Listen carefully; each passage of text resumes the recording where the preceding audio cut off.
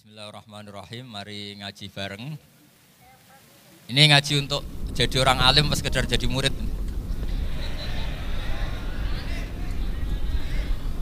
Kalau untuk orang alim ya enggak usah suka uang dulu.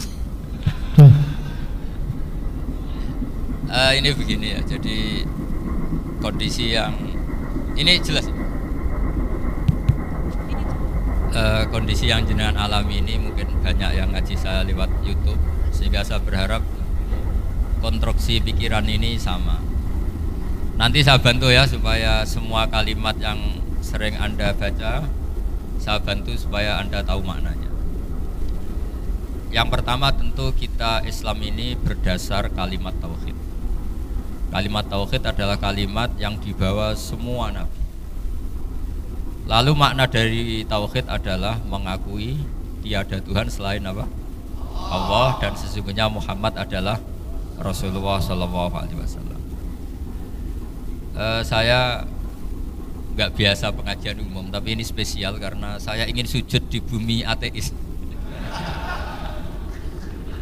Jadi sehingga dari awal saya ini sebetulnya tanpa dirayu sudah kepikiran. Dirayu lama sama Mas Eko ini, sudah ngerayu masih bilang nanti ada lelangan Gus ya.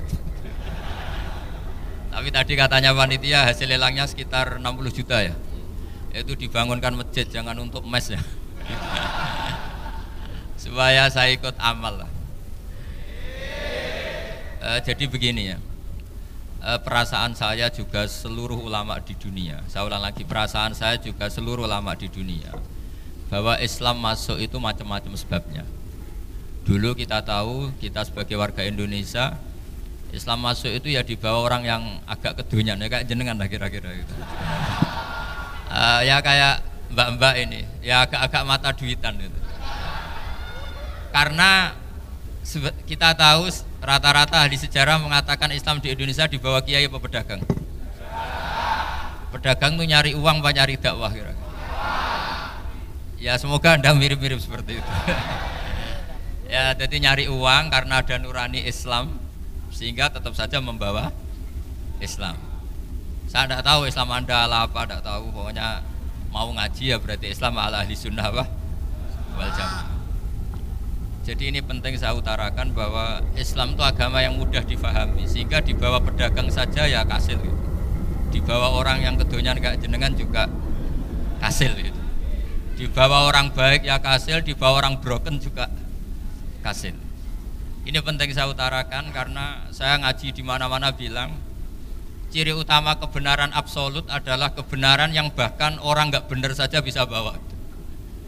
Tapi bukan berarti saya dukung Anda tidak benar, kan sudah tidak benar dulu sebelum kenal saya. Tapi nggak apa-apa, nggak benernya umat Islam insya Allah dimaafkan sama Allah Subhanahu wa Ta'ala. Ya asal tobat maksudnya. Nggak, ini saya beri satu konstruksi pikiran yang saya sering utarakan di ngaji saya. Sampai sekarang saya coba saya tes, ini kan di kampus ya, di apa bacanya ini GIM apa ini? GIM University yang Global Leader apa in the World itu. Ini keren lah. Jadi acara ilmiah kita ditakdir di gedung apa? Kampus, gedung universitas di begini. Kalau 1 ditambah 1 2 itu namanya hakikat. Ciri utama hakikat adalah siapapun akan menerima. Saya sekarang tanya sama Anda, kira-kira 1 tambah 1 2 itu musuh Anda pun mengatakan 2 apa tidak? Ya. Pekerja Korea ya bilang 2, rektor Al-Azhar juga bilang 2. Kamu yang sekarang sedang mungkin sebagian broken sama istri juga bilang 2. Istri kamu yang mangkal sama kamu juga bilang 2. Yang cemburu ya bilang 2, yang dicemburuin juga bilang 2. Karena begitu mudah kebenaran absolut diterima oleh siapa saja. Begitu juga eksistensi Allah sebagai Tuhan. Itu mudah diterima oleh siapa saja. Sehingga pembawanya tidak perlu seorang kiai atau gus atau mubalek atau ketua muin, tidak. Cukup karyawan pekerja Korea. Karena kebenaran absolut itu kebenaran yang mutlak. Siapa saja yang waras pasti ngakui. Kira-kira orang yang berpikir sehat pasti berpikir begini, ini yang diajarkan Quran. Bumi ini kadung wujud, sudah wujud kadung wujud, punya eksistensi. Mungkin nggak sesuatu yang wujud kemudian disebabkan oleh sesuatu yang nihilisme, yang tidak ada. Mungkin enggak? Enggak mungkin.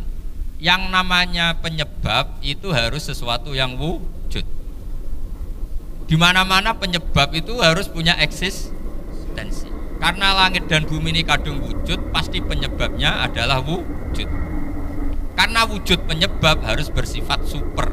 Nah, bersifat super ini oleh ulama dikatakan wajibil wujud. Itu akal siapa saja akan nerima.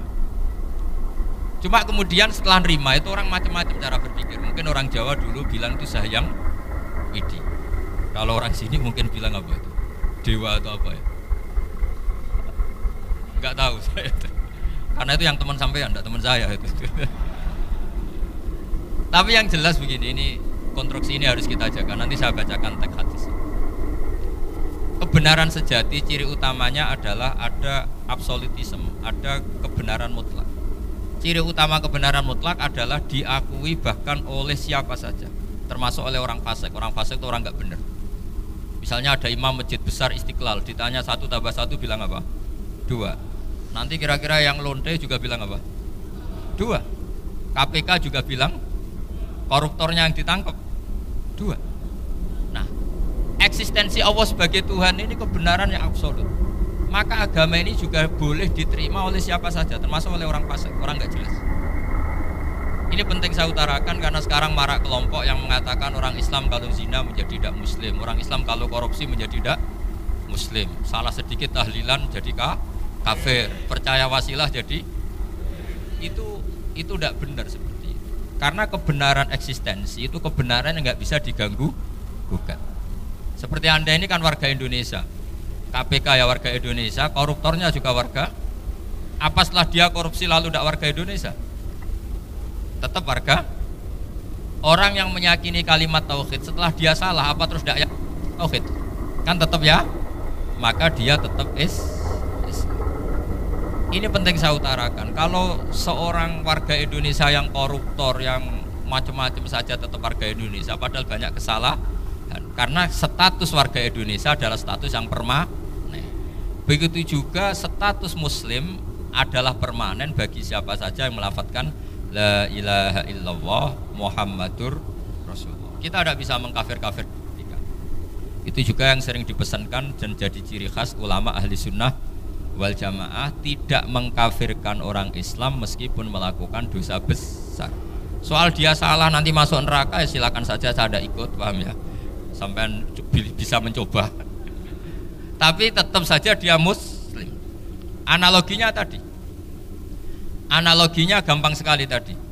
Orang Indonesia yang salah itu tidak akan merubah statusnya sebagai warga Indonesia, karena ya memang dia berstatus warga Indonesia. Orang Islam yang sudah melafadzkan syahadat maka menjadi muslim. Saya di mana-mana berkampanye, berfatwa. Orang kafir yang 70 tahun kafir, sekali melafadzkan kalimat tauhid itu menjadi muslim apa tetap kafir? Muslim.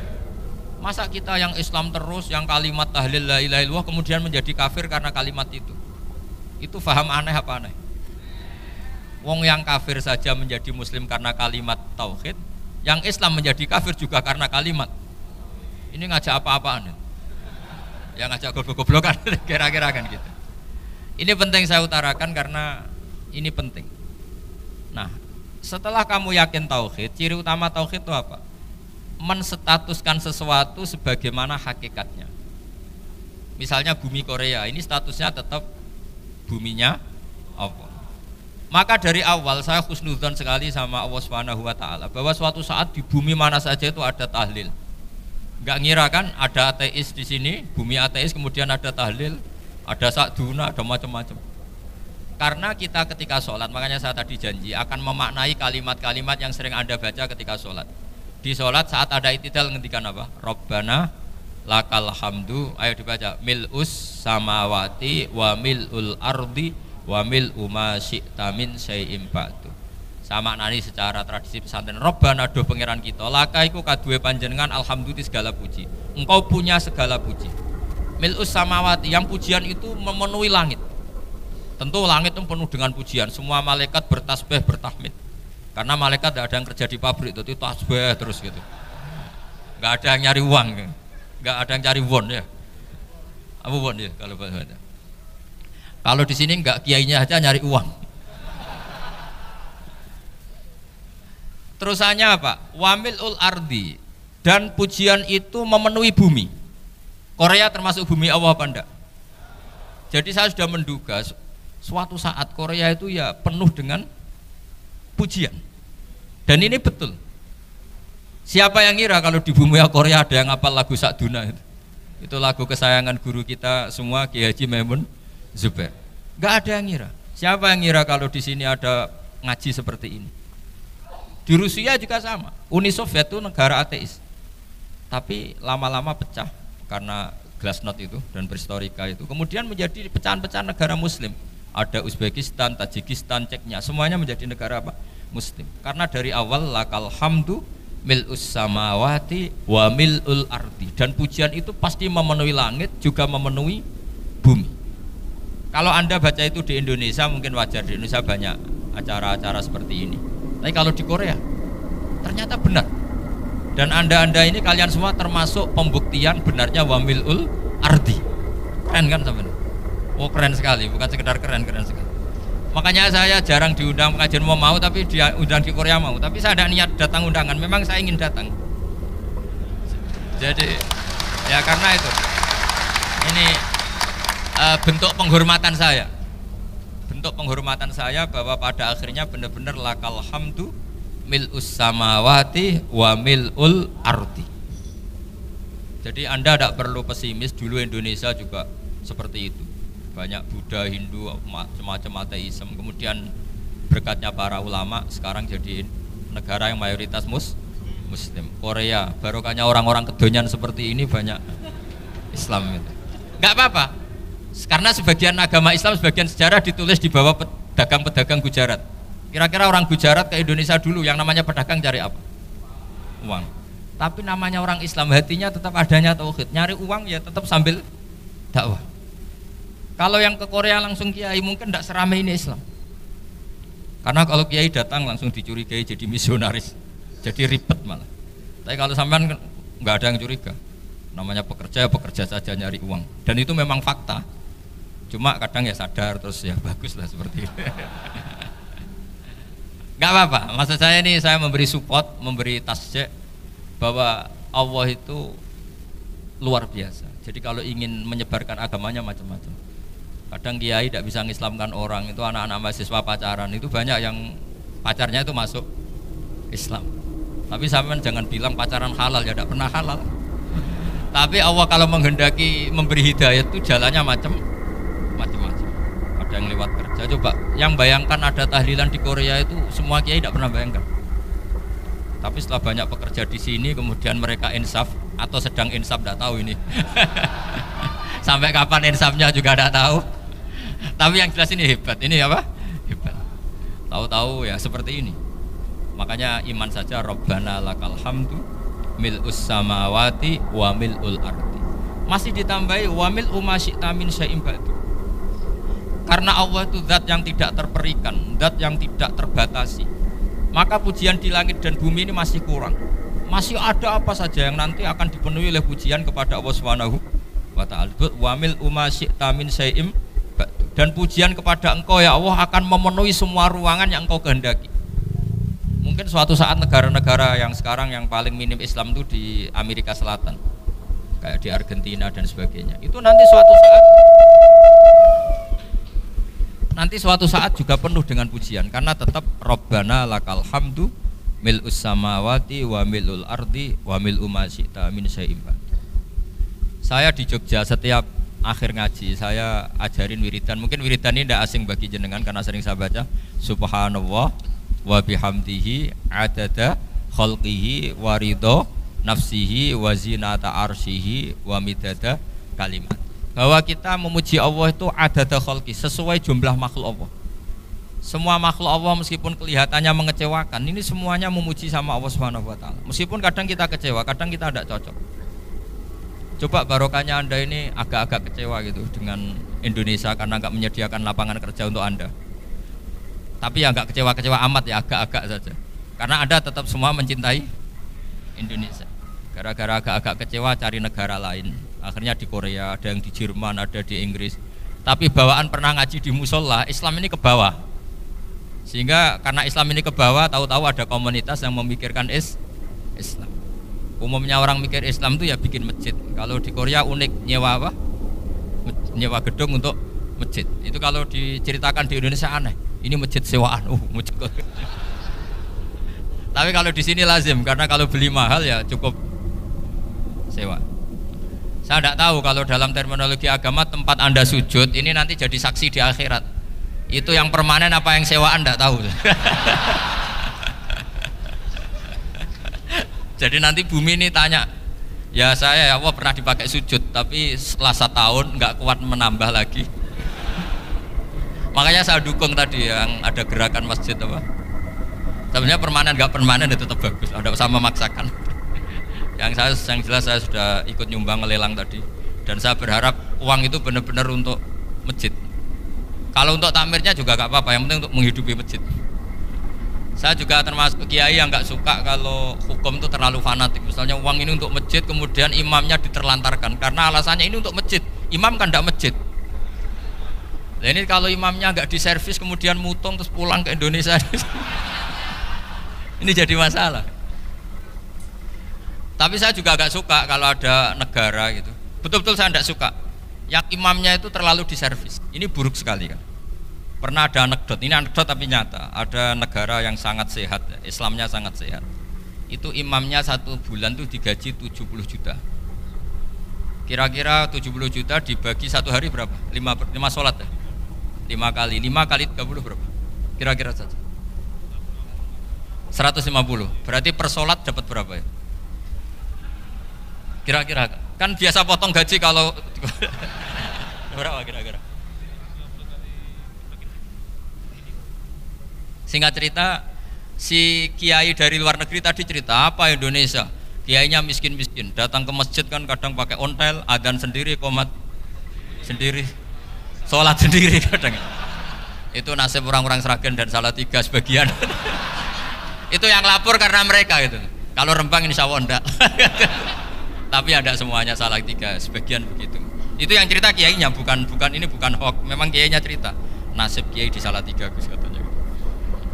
Itu digojlok, tapi tetap sholat. Sehingga cerita orang tadi cerita, imamnya di sana naiknya Mercy, muadzinnya pakai BMW. Itu tetangga sebelah Indonesia banyak yang fasilitas imam seperti itu.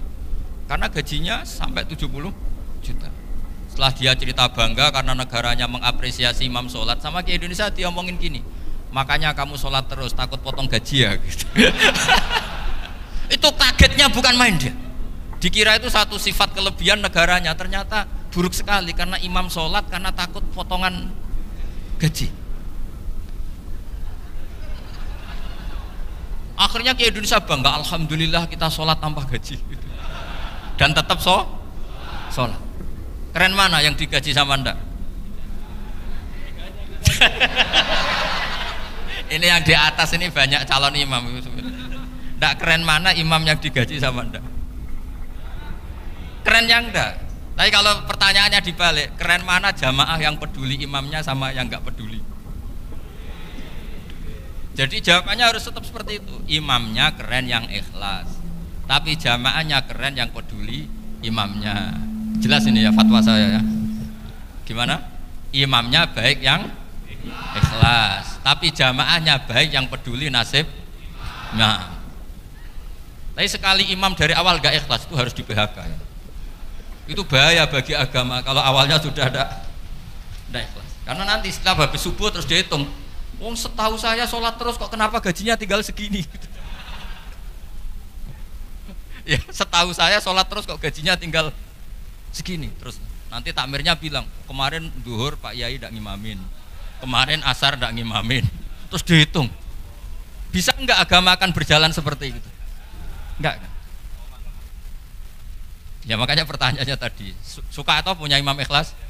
Suka, tapi imamnya juga suka kalau jamaahnya peduli. Ini penting, jadi saya mensupport Anda, mensupport kalian semua bahwa agama ini akan diurus oleh Allah Subhanahu wa taala. Makanya Sayyidina Umar radhiyallahu anhu kalau disuruh mikir agama itu tidak mau. Enggak mau betul deh. Ketika Umar jadi khalifah itu puncak keemasan masa Islam. Semuanya stabil, semuanya hebat. Sampai Irak, Iran zaman itu Persia masih. Semuanya Mesir. Itu semuanya ikut Islam. Ketika Islam pada puncaknya, yang dikhawatirkan oleh masyarakat adalah begini. Lalu setelah Umar itu bagaimana? Islam setelah dipimpin orang yang tangguh, yang kuat, yang waroi, yang zuhud. Lalu setelah Umar itu gimana? Tapi Umar disuruh mikir gak mau. Sampai setiap Abdullah bin Umar jalan-jalan di kampung-kampung itu abahnya dianggap pecundang. Tahu sampean pecundang? Orang yang gak tanggung jawab. Karena orang-orang bilang gini, ya Abdullah bin Umar, bagaimana pendapat Anda kalau ada penggembala kambing di tengah hutan atau di tengah padang rumput, kemudian dia ninggal gelanggang kambingnya, kamu anggap penggembala ini gimana? Oh itu penggembala yang dolim itu, pasti kalau kambing ditinggal ya kacau. Apalagi ini ummatu Rasulullah Shallallahu Alaihi Wasallam. Ini abah kamu tidak pernah wasiat, tidak pernah ngatur suksesi. Lalu Islam setelah dia bagaimana? Suruh dia ngomong penggantinya siapa? Karena beliau sudah sepuh, harus ada suksesi. Akhirnya Abdullah bin Umar lapor ke Umar. Ini gimana bah orang mengkomplain begini. Apa kata Umar? Agama itu beda dengan kambing katanya. Agama itu milik Allah Subhanahu. Mbok saya pikir, tidak saya pikir tetap jalan. Nah ini terbukti. Jangan ulama ya ndak, mufti ya ndak, tapi bisa menjalankan agama. Kalau agama sampean pikir malah rusak. Sudah pokoknya lakukan saja, tidak usah dipikir. Akhirnya betul. Karena agama ini milik Allah. Soal kita serius memikirkannya itu karena khidmah, karena kita ingin berbakti pada agama. Tapi Anda tidak boleh berpikir kalau agama ini butuh pemikiran Anda. Beda loh ya. Kita khidmah agama serius karena kita ingin mengkhidmai agama. Tapi agama ini tidak pernah butuh kita, karena agama ini akan diurus oleh Allah Subhanahu. Coba pas sampean kecil, orang jilbaban di Indonesia itu banyak apa banyak sekarang? Banyak sekarang. Kiainya mutu orang dulu apa mutu orang sekarang? Tapi perkembangan Islam itu ramai sekarang apa ramai dulu? Ramai sekarang.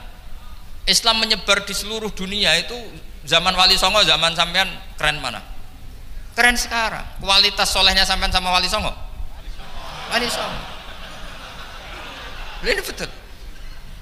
Karena agama ini diurus oleh Allah Subhanahu wa taala. Maka kata Sayyidina Umar, agama ini innallaha ta'ala yahfadzu dinah. Innallaha ta'ala la yudhi'u khilafatahu waladina. Allah itu tidak akan menyia-nyiakan agamanya. Ini terbukti. Agama ini pernah dipimpin orang terbaik di dunia, yaitu Rasulullah Shallallahu Alaihi Wasallam. Ketika beliau intaqala ila rafiqil ala, ketika beliau pindah ke alam sana, diteruskan oleh sahabat yang tentu jauh di bawah Rasulullah. Diteruskan tabiin, diteruskan para wali songo, diteruskan sayang sampean yang jauh di bawah wali songo, sejauh-jauhnya. Tapi agama jalan sampai Korea. Agama jalan sampai apa? Dulu wali songo itu hanya sampai Mojokerto, sampai Tulungagung. Di bawah sampean, Klayaban sampai mana ini? Korea. Coba kalau Allah tidak ngurus, nggak bisa. Yang gerakkan hatinya sampean peduli sama masjid siapa? Allah Subhanahu wa taala. Yang menggerakkan hati sampean peduli sama agama siapa? Tapi yang menggerakkan sampean ke Korea apa? Uang kan?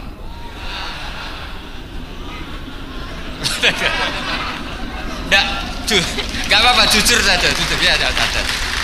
Santai aja. Ini bagian dari keramatnya jenengan. Niatnya agak bener tapi dibenerin Allah di sini. Dari awal niatnya kan uang gitu. Tapi setelah di Korea dibenerin Allah. Mbok ingat agama gitu. Keren kan? Makanya yang syukur sama Allah Subhanahu wa taala. Yang bisa hanya Allah taala. Makanya dalam dunia kiai selalu baca apa? Alhamdulillah alladzi hadana lihada wa ma kunna linahtadiya laula an hadana Allah. Alhamdulillah kita diberi hidayat seperti ini. Kalau tidak Allah tidak bisa. Sudah mata duitan, kadang istri ngomel, mertua tidak percaya. Sudah setengah-setengah broken gini saya tidak tahu sampai ke Korea itu karena broken pas saking sayangnya keluarga. Potensinya hanya dua. Dibela-belain kerja demi keluarga atau agak broken maka ke sini. Tapi apapun potensi itu tetap baik, itu takdir sudah, itu takdir tidak usah dibicarakan. Semua itu apa? Karena orang kalau sedang rukun ya tidak mau tukaran, kalau sedang tukaran ya tidak mau rukun. Itu sudah semuanya takdir. Kata bapak saya dulu kalau ada orang mau jualan tanah, Pak Yai tanah saya mau saya jual. Ini gimana? Padahal ini tanah warisan. Kata bapak, nak waya adol ya adol. Memang ini saatnya jual ya jual saja. Nanti kalau kaya saatnya beli ya beli saja. Karena kalau sudah saatnya jual mau beli ya nggak mungkin kan? Mau memang saatnya jual. Kalau sudah kaya kan nggak mungkin jual tanah. Saatnya beli.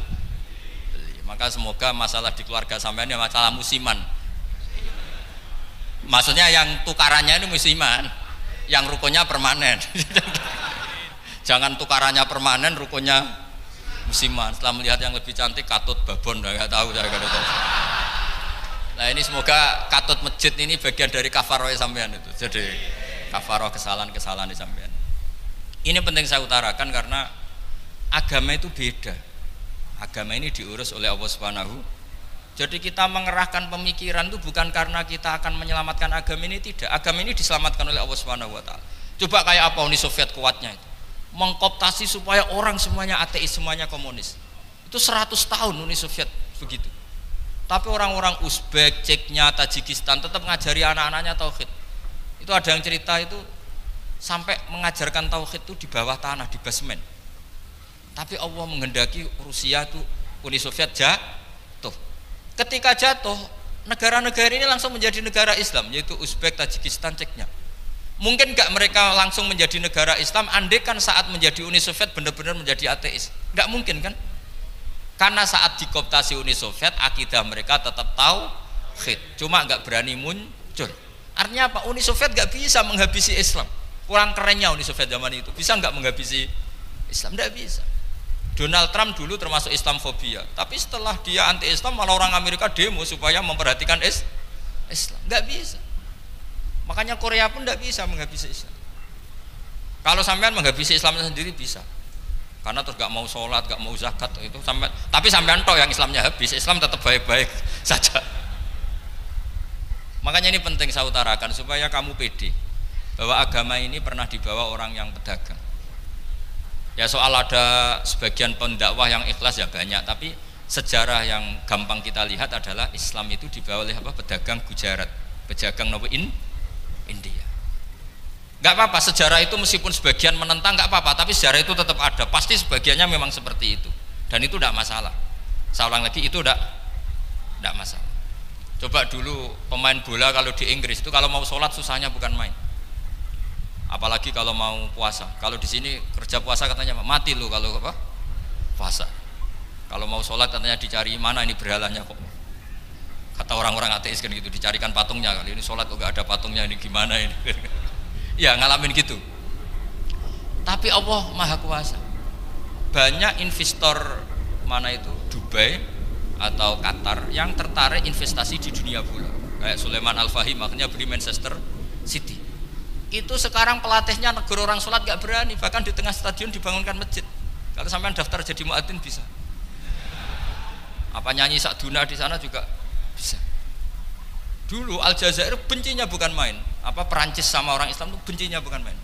Barokahnya Zidane pemain bola dan juara dunia, terus Zidane turunan Aljazair. Akhirnya orang Perancis itu mencintai Islam, itu barokahnya sepak bola. Allah punya sekian cara untuk mengenalkan Islam. Di Prancis dikenalkan lewat pemain sepak bola. Nah di Korea ini yang agak unik, dikenalkan lewat pecinta won. Saya jamin ini tidak apa-apa, sudah tidak apa-apa, sudah aman, pokoknya aman. Tak jamin aman.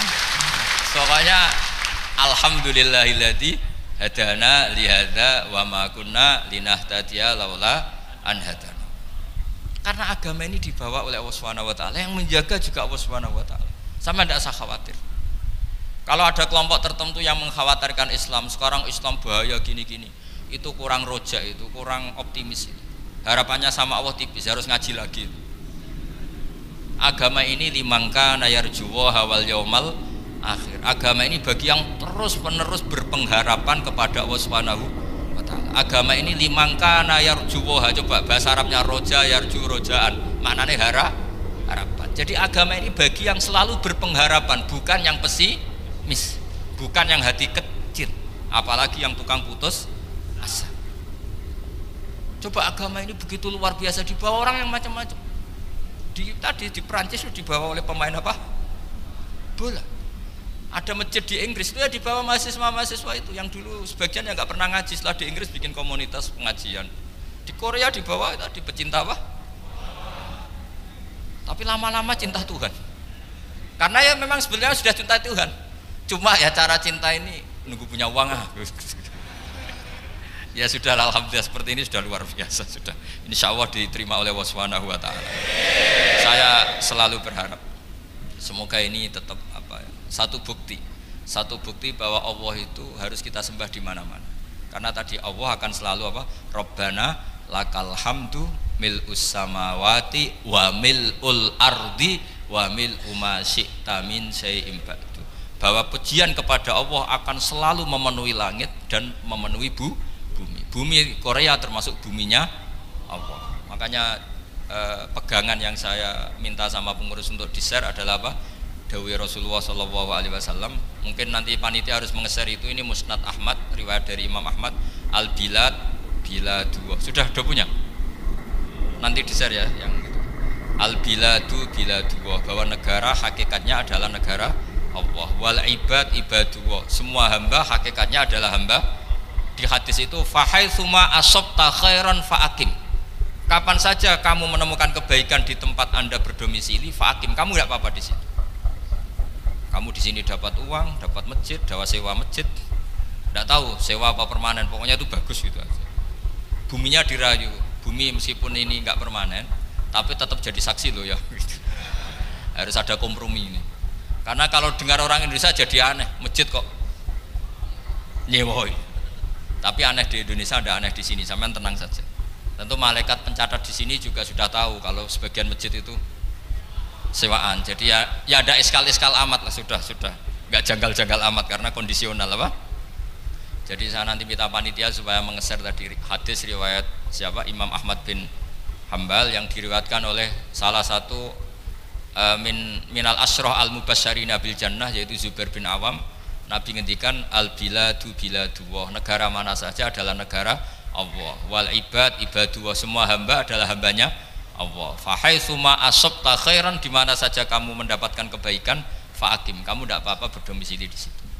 Ya saya mohon ini penting sekali. Pokoknya saya mohon kalimat tauhid ini dijaga. Karena kalimat tauhid ini kata semua ulama kasajaratin thayyibatin asluha tsabitu wa faruha fis sama. Dan kalimat tauhid ini pasti tu'ti ukulaha kullahinim biidzni rabbiha. Kalimat tauhid yang dibawa umat Islam seluruh dunia. Meskipun dia orang fasik, orang enggak benar, tetap tu'ti ukulaha kullahinim biidzni rabbiha. Kalimat ini akan membawa berkah bagi orang yang dihinggapi atau didomisili umat Islam. Coba sebagian nanti orang Korea menjadi muslim itu karena di sini ada komunitas pekerja muslim, kemudian menyisakan asarul Islam, jejak-jejak Islam. Enggak apa-apa, pasti kalimat ini tu'ti ukulaha kullahinim biizni rabbiha. Jadi kalimat tauhid adalah kalimat yang kata Allah tu'ti ukulaha kullahinim biizni rabbiha. Anda tidak usah khawatir bahwa apa yang Anda lakukan apapun kecilnya akan ditulis oleh Allah Subhanahu wa taala. Kata Allah wa naktubu ma qaddamu wa atharahum. Di mana di surat Yasin itu? Inna nahnu nuhyil mauta wa naktubu ma qaddamu wa atharahum. Saya bisa menghidupkan orang mati dan semua amal kalian saya tulis, kata Allah. Wa atharahum, dan jejak-jejak yang pernah kalian lakukan juga ditulis. Misalnya Anda sudah pulang di Indonesia, ada orang sholat di masjid ini, oh ini era Kang ini, era Mas ini. Nanti setelah itu ya ini era Mas ini, Mas ini. Menjadi familiar Islam juga barokahnya muassis-muassis ini, pendiri-pendiri ini. Semoga kalian semua barokah dan fid dunya wal akhirah. Assalamualaikum warahmatullahi wabarakatuh. Bismillahirrahmanirrahim. Mari ngaji bareng. Ini ngaji untuk jadi orang alim pas sekedar jadi murid.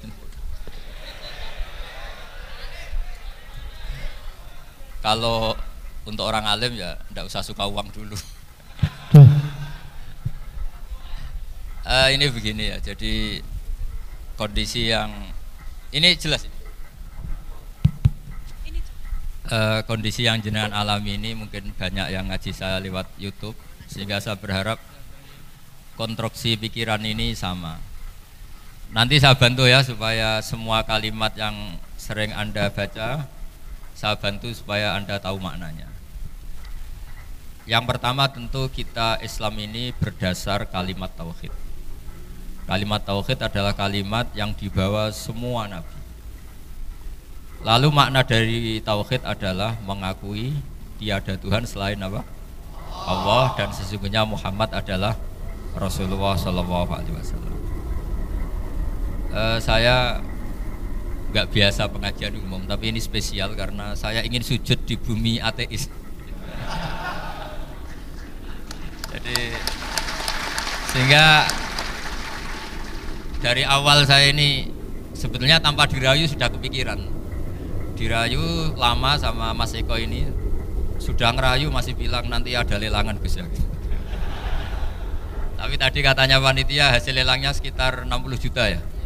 Itu dibangunkan masjid, jangan untuk mes ya. Supaya saya ikut amal lah. Jadi begini ya, perasaan saya juga seluruh ulama di dunia, saya ulang lagi, perasaan saya juga seluruh ulama di dunia, bahwa Islam masuk itu macam-macam sebabnya.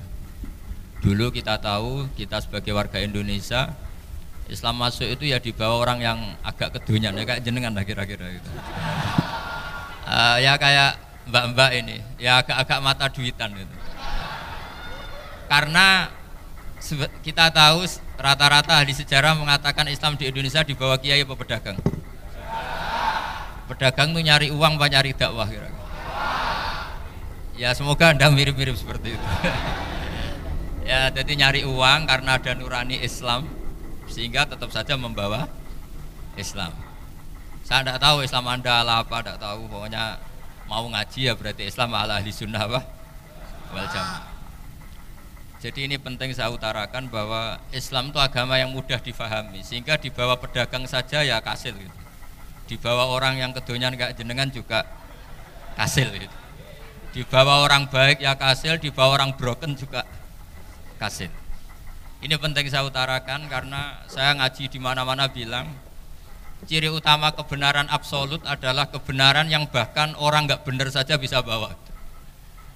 Tapi bukan berarti saya dukung Anda tidak benar, kan sudah tidak benar dulu sebelum kenal saya.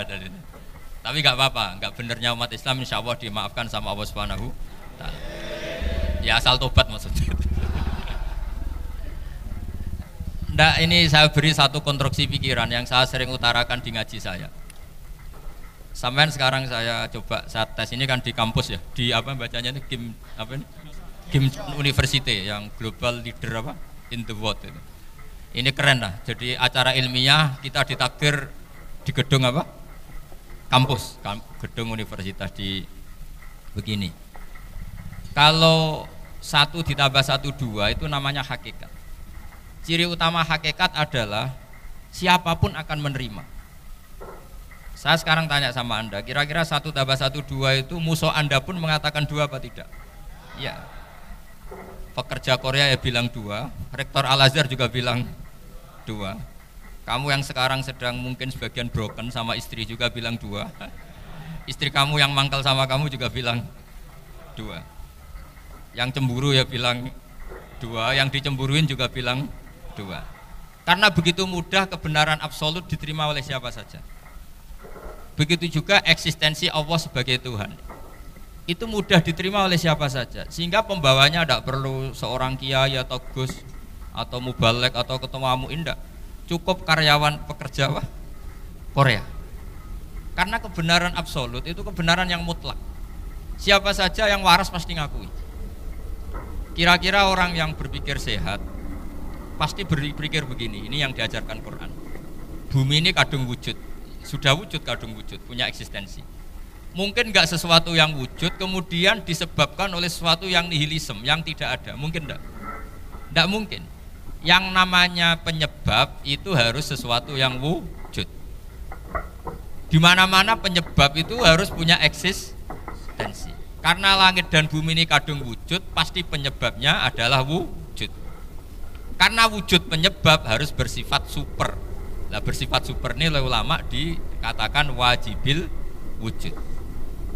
itu akal siapa saja akan nerima. Cuma kemudian setelah nerima itu orang macam-macam cara berpikir. Mungkin orang Jawa dulu bilang itu Sahyang Widi. Kalau orang sini mungkin bilang apa itu? Dewa atau apa ya? Enggak tahu saya itu. Karena itu yang teman sampean, enggak teman saya itu. Tapi yang jelas begini, ini konstruksi ini harus kita jaga. Nanti saya bacakan teks hadisnya. Kebenaran sejati ciri utamanya adalah ada absolutisme, ada kebenaran mutlak. Ciri utama kebenaran mutlak adalah diakui bahkan oleh siapa saja, termasuk oleh orang fasik. Orang fasik itu orang nggak benar. Misalnya ada imam masjid besar Istiqlal, ditanya 1 + 1 bilang apa? 2. Nanti kira-kira yang lonte juga bilang apa? 2. KPK juga bilang koruptornya yang ditangkap 2. Nah, eksistensi Allah sebagai Tuhan ini kebenaran yang absolut. Maka agama ini juga boleh diterima oleh siapa saja, termasuk oleh orang fasik, orang nggak jelas. Ini penting saya utarakan karena sekarang marak kelompok yang mengatakan orang Islam kalau zina menjadi tidak muslim, orang Islam kalau korupsi menjadi tidak muslim, salah sedikit tahlilan jadi kafir, percaya wasilah jadi itu tidak benar seperti itu. Karena kebenaran eksistensi itu kebenaran yang nggak bisa diganggu gugat.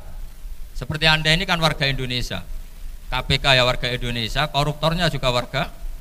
Apa setelah dia korupsi lalu tidak warga Indonesia? Tetap warga. Orang yang meyakini kalimat tauhid setelah dia salah apa terus tidak tauhid?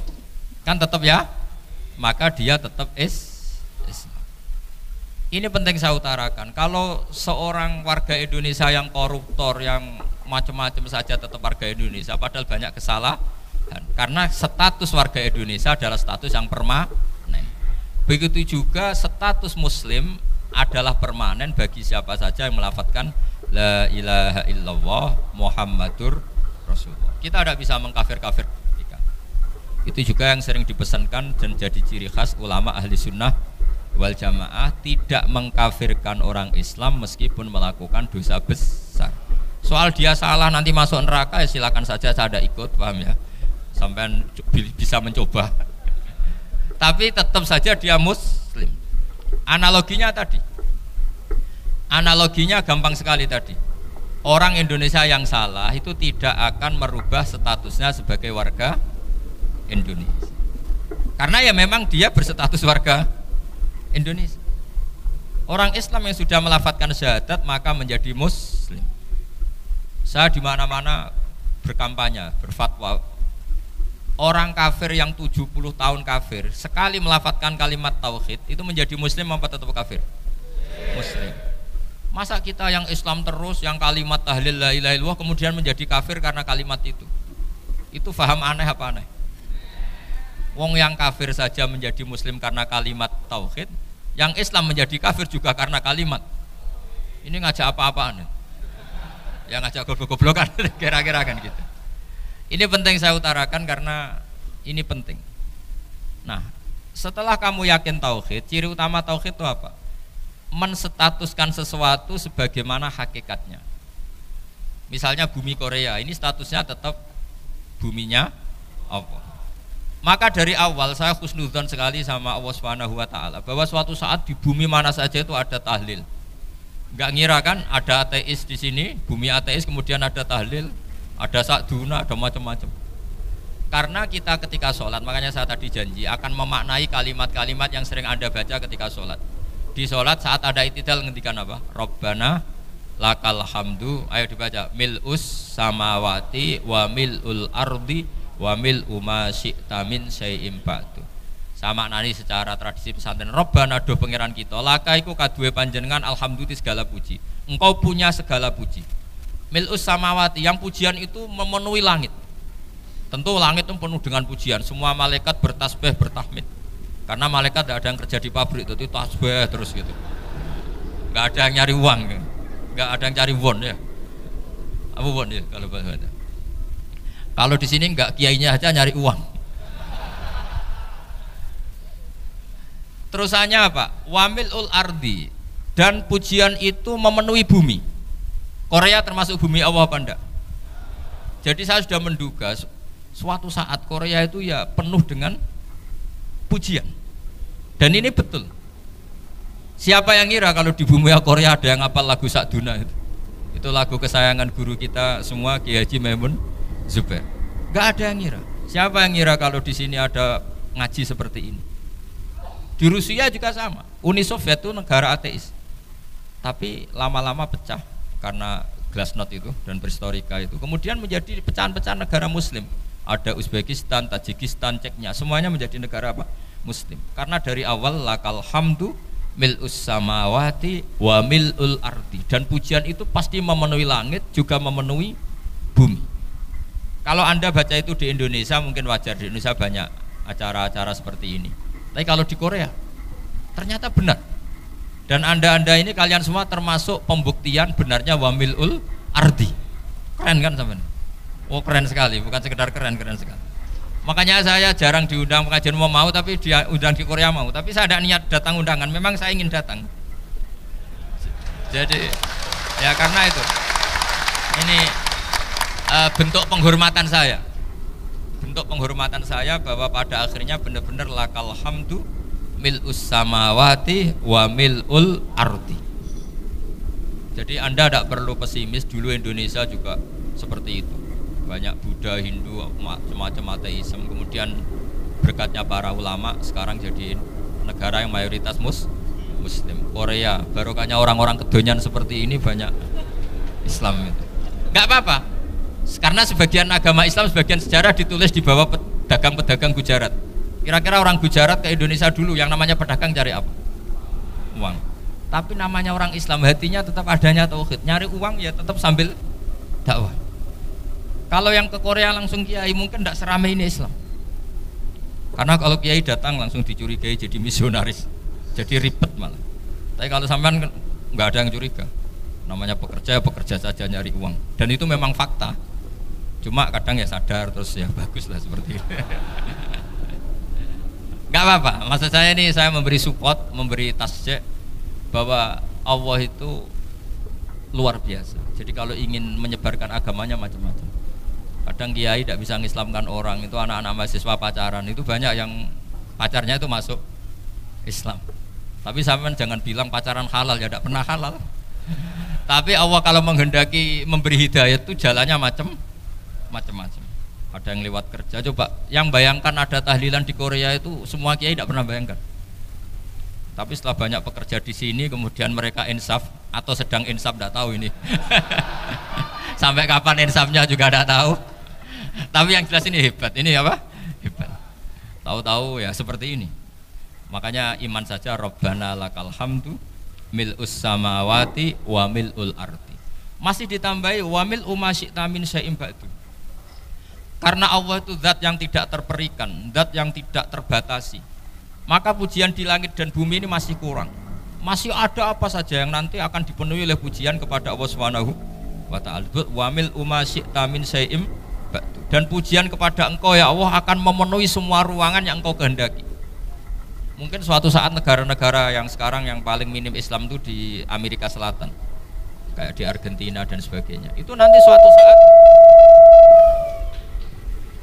suatu saat juga penuh dengan pujian, karena tetap Rabbana lakal hamdu mil'us samawati wa mil'ul ardi wa mil'u ma syi'ta min syai'in ba'du. Saya di Jogja setiap akhir ngaji saya ajarin wiridan. Mungkin wiridan ini tidak asing bagi jenengan karena sering saya baca subhanallah wa bihamdihi adada khalqihi wa ridho nafsihi wa zinata arsyihi wa midada kalimat. Bahwa kita memuji Allah itu adada khalqi, sesuai jumlah makhluk Allah. Semua makhluk Allah meskipun kelihatannya mengecewakan, ini semuanya memuji sama Allah Subhanahu wa taala. Meskipun kadang kita kecewa, kadang kita tidak cocok. Coba barokahnya Anda ini agak-agak kecewa gitu dengan Indonesia karena nggak menyediakan lapangan kerja untuk Anda. Tapi ya nggak kecewa-kecewa amat ya, agak-agak saja. Karena Anda tetap semua mencintai Indonesia. Gara-gara agak-agak kecewa cari negara lain. Akhirnya di Korea, ada yang di Jerman, ada di Inggris. Tapi bawaan pernah ngaji di musola, Islam ini ke bawah.